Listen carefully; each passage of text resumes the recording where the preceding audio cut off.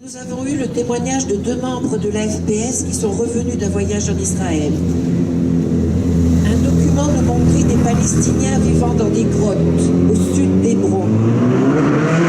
Ces Palestiniens essaient de vivre dans des conditions difficiles, manque d'eau, de pâturage pour les animaux, mais surtout démolition d'installations de panneaux solaires et de certaines choses qui sont payées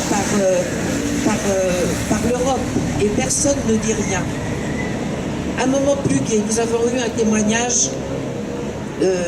Palestine 18 soutient des jeunes, des projets à Gaza, et là nous avons soutenu un projet de voyage pour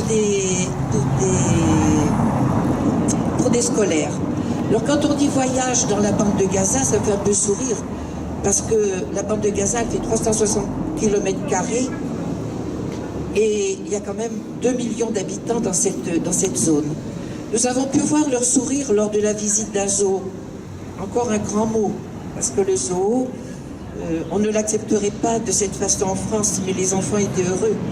Nous les avons vus dans un parc de loisirs, nous les avons vus jouer sur la plage.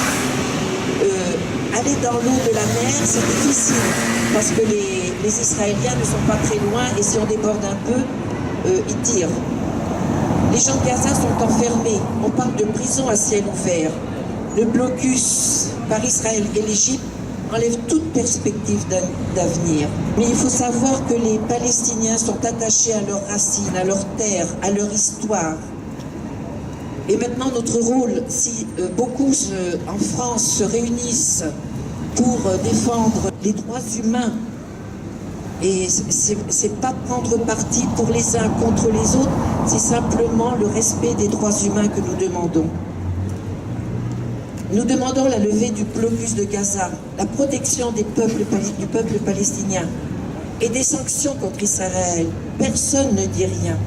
Et pour cela, nous pouvons écrire à notre président pour que nos demandes soient suivies des faits. Et je pense que les Palestiniens gardent espoir avec tout ça, avec toutes nos manifs.